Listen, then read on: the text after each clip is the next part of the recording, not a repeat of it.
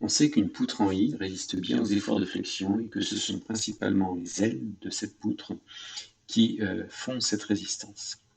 Donc, si on pratique quelques trous dans l'âme de la poutre, on va considérer qu'on n'affaiblit pas trop sa résistance et en augmentant la taille de ces trous progressivement, on va obtenir ce qu'on appelle une poutre treillie, c'est-à-dire une poutre dont les ailes deviennent des membrures et dont l'âme est constituée de treillis à base de montants et de diagonales qui assurent l'éloignement des deux ailes l'une par rapport à l'autre.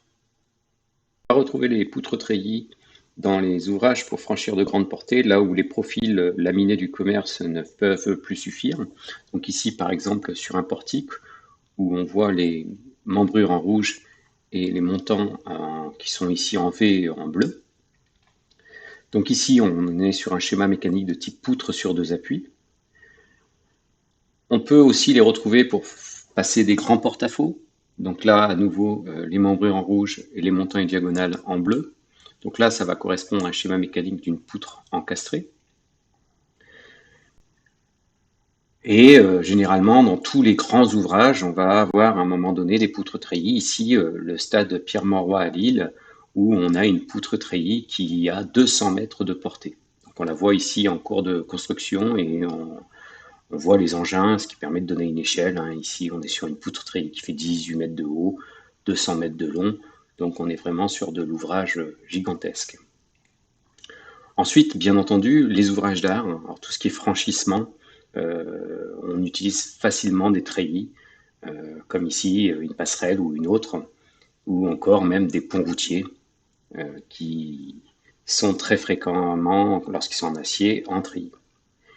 Et puis peut-être le treillis le plus emblématique de tous, ça reste la Tour Eiffel, où on voit ici que on est sur des systèmes de diagonales, de montants, et même on voit que les montants sont eux-mêmes constitués de treillis, c'est-à-dire que on a des poutres treillis qui forment les diagonales, les montants, etc. Au passage, on voit que sur cette photo, la Tour Eiffel avait un échafaudage certainement pour des opérations d'entretien et que l'échafaudage est lui-même constitué de treillis, on voit bien toutes ces diagonales.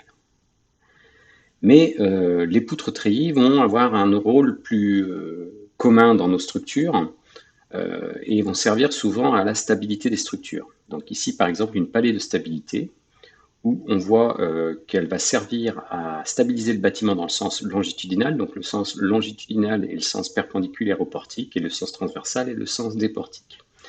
Donc cette poutre treillis, en fait, est constituée des membrures en poteaux des portiques et des montants et diagonales qui sont ici. Donc en fait, c'est comme si on avait une gigantesque poutre treillis qui était encastrée dans le sol.